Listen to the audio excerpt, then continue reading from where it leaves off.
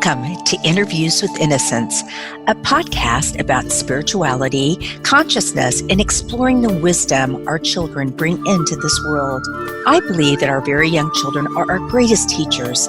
After all, they're the masters of living in the present moment, bubbling in unconditional love, enjoying the messiness of life, and curious about the universe in all its dimensions. The pure essence that young children exhibit lives within all of us. My hope is that these interviews will help us discover, embrace, and connect with the sacred core of childhood that resides within each of our hearts. I am your host, Marla Hughes. Today, as promised, I will continue the War Diaries about a beautiful Polish couple, Paul and Amber, welcoming Ukrainian refugees into their home. War Diaries, April 25th, 2022, day 61. I met Igor in the kitchen this morning, busily making a pot of coffee for everyone, breakfast for Daria, cereal for himself, and couldn't help but notice as he skipped into place at each point of duty how vibrant he seemed. Penny, Amber, he said, I have the most exciting news I have heard from my parents, and they are safe after a very dangerous road. He burst out suddenly with news that came through all in one breath. I gave him such a hug, which he cheerfully accepted. Igor's parents were able to escape from a town near Kharkiv in occupied Ukraine. They are in their early 60s in good health, and Igor is their only child. The road they had to travel was mined on either side with undetonated bombs placed there by the Russian army. It's the width of the vehicle that decides whether you die, or break out. A car, for example, will have more of a chance at this than a bus or military transportation. This is designed to keep civilians in and humanitarian aid out. He said he was on the phone with them throughout yesterday. He was radiant. His parents made it back to their apartment, which had not suffered much damage, and his mother was of two minds about coming to Poland. What about our things, she asked. We'll buy new things, he reassured. Mama, he consoled her. We have each other, our lives. We have to begin again and remember that the most important thing is each other, our lives.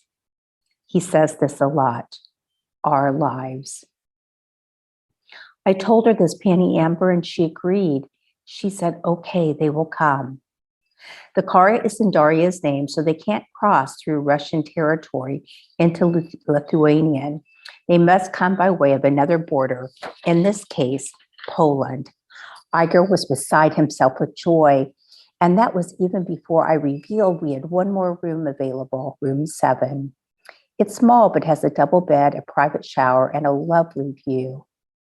To see the upsurge in his excitement was quite something to behold. It's a day of noticing how the human spirit can overcome its obstacles. We are looking at renting a small house here in the village for an overflow of residents. We are creating an artist studio for those who express themselves in this way. We are providing 2 sewing machines for others who are professional seamstresses. One of our mothers makes wedding dresses. Yes to weddings, paintings, drawing, dancing, writing plays, reading poetry, making movies, studying Polish. Yes to this. Yes to the human spirit, which will not be defeated by this surge of war. She sent me a link to an article in the European Journal of Psychoanalysis. I admit at first it did upset me, but then I came back to center and realized that engaging in a political argument with another who attempts to psychologize it is a trap. As hair-raising as this article reads, it's important that it be read. It represents a serious and dangerous breakdown of human ethics, of a moral code in peril. And I would ask from all of us reading this today to consider that the Ukraine is not the only place in the world suffering from the disruption and chaos of war. How do we as individuals keep an eye on our code of conduct? This article is in the journal psychoanalysis.eu, and it is called Psychoanalysis in the War, a Debate with Russian Colleagues. I will have the link at the end of this. I'm sure those of you who read the news on a regular basis probably know that these occupied towns are displaying Russian flags, using Russian currency, and Russian civil servants in place. Another upsetting fact in this war that rages on: rectors from the most famous Russian universities signed a document approving the attack on the Ukraine, not to mention the complicity of the Russian Orthodox Church. Do you see how the words leadership, Christian, teacher, judge, church, school has degenerated such that it carries almost no impact? These words have detached, insincere, and hollow sound. The meaning of these words are eroding from the inside out. Upon what foundation do we expect our children to stand? War Diaries, April 30th, 2022, day 66. We have always had wars and personal catastrophes. This is from Marie-Louise von Franz from Take Back the Opposites interview. We have always had wars and personal catastrophes. I have no more personal fear much about that. I mean, at my age, but the beauty of all the life, to think that the billions and billions of years of evolution, to build up the plants and the animals and the whole beauty of nature, and that man would go and out of sheer shallow foolishness, destroy it all, and that all life would go from the planet and we don't know. I think it's so abominable. I try to pray that it may not happen. A miracle happens. I think one shouldn't give up. If you think of answer to Job, if man would wrestle with God, if man would tell God that he shouldn't do it, if we would reflect more. Young never thought that we might do better than just possibly sneak around the corner with not too big a catastrophe.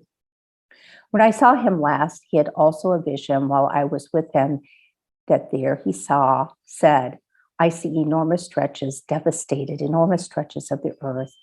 But thank God it's not the whole planet. I think that if not more people try to reflect and take back their projections and take the opposites within themselves, there will be a total destruction. Once again, this was from Marie-Louise von Franz. It's Saturday, and in every respect, that's what it feels like. Altogether, if I close my eyes, I'm five again, living on North Boulevard with Mr. Willie, came to mow the yard, and Beulah May was in the kitchen making her legendary breads, lemon meringue pies, which perfumed the house right up to the third floor attic. The sun shone differently this day. The smells from the kitchen mixed with the honeysuckle in bloom meant it was springtime in Houston on a Saturday. If I close my eyes, I am 5. My life has yet to unfold, and I'm caught up only in the smells and the sounds around me. And now a new one has emerged. Someone must be ironing. I could smell the starch as it fuses with the steam to make a stiff press of my father's worksheets. I think of nothing but what I can hear and smell, and perhaps later a trip to the 5 and dime store or an ice cream at the soda fountain.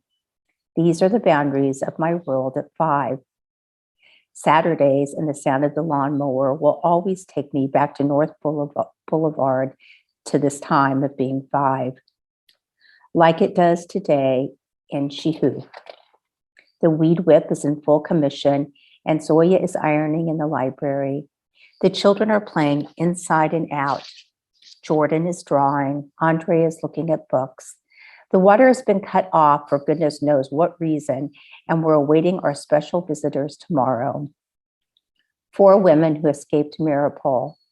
They were caught by the Russians, taken to the Ursals, escaped again, and made their way to Poland through Belarus. The boundaries of our world at Sichow. One could hardly imagine that a war rages, a war within driving distance.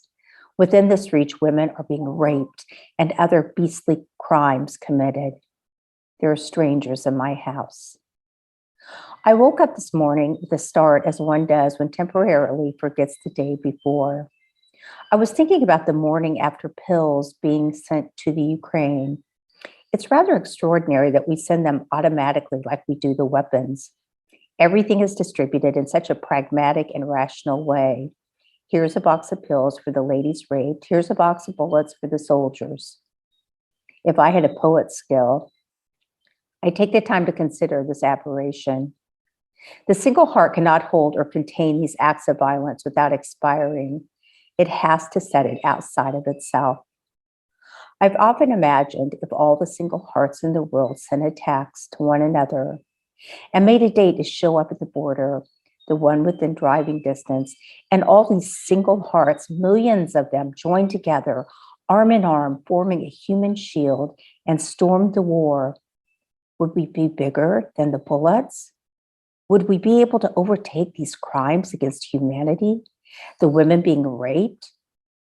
I never thought about Rose Kieniewicz in the middle of the countryside, with Russian shoulders to one side and Germans on the other, not in the light of possibly being raped, which she wasn't, but that it had never occurred to me points to my naivety.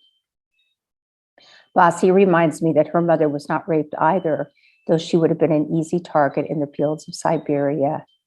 There were no toilets, so one had to just relieve oneself in the open. This is one side to the day, but then there is the other. For each determination, the macrochism has its microchism. There is the war and its horror, its destruction and monstrosities. There is also the human imagination. There is creativity to reflect. There is a way, another way. Jordan reminds me that I miss the race when I'm thinking too much. The art studio is now its own organism of action. It is only a question of waiting for the first boxes of art supplies to arrive. They are being donated from a former art teacher in Kentucky. We will ask for a suitable flooring to be donated and build a few shelves for storage, add a water basin, a few drop cloths, and we're on our way to making art at Sichow. We will teach classes to the children, engage them in activities of drawing, painting, working with clay and paper cutouts. Strangers in my house. What do I mean? Those in exile here should be at home. In a world where we do our psychological work, these talented, creative, imaginative, hardworking people would have remained strangers to me, passers-by. I might have seen one or two of our residents in Lviv a few years ago. I might have crossed in front of them on the road or sat next to them at the opera or brushed against them in the marketplace. When strangers become intimate, it is a colorful and painful destiny. We have to carry each other, even if from time to time we irritate one another. There is no highfalutin talk around here about high-handed morals or fireside chats about the meaning of God. The atmosphere is more of disquietude mixed with cordiality and hard work. Everyone carries their measure of bitterness and hope. Personally, I would like to live in a world where raping women is not a practical matter and one to be dealt with by rational means. The first war I watched was the one my brother was in, the Vietnam War. It was the first televised war, and the 30 minutes of nightly airtime it received was nearly impossible to bear. This must have been so, as there was a great disconnection within the psyche, as I couldn't associate what I saw in these images with my brother and where he was and what was happening to him. Was he running for his life like those soldiers on the TV? Was he hurt? Was he frightened? Could he actually be killed? How did this work? The only thing I could understand was to protest. I didn't know what else to do. So when I was suspended from school for 3 days for joining the March Against the War, I felt as if I had somehow joined him. I participated in this war with him. I too had suffered a consequence. It was the connective tissue that held us together, at least in my mind. I am not dreaming too far into the future. I'm keeping close to the hour, but I am definitely imagining the easels in the studio, the smell of paint, the sound of the water as it rinses the brushes at the day's end, and the lawnmower on Saturdays. Soon the world may grow tired of this war and its victims. It may move on to the next global crisis, but here at Sichow, while we may grow tired, we must wrestle with God, wrestle with ourselves. We must abide by each other daily, and perhaps, if inclined, continue to hope.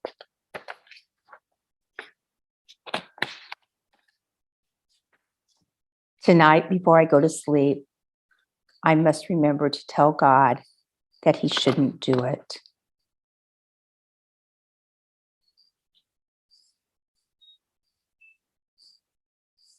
Thank you so much, and I'll be back with more stories next Monday.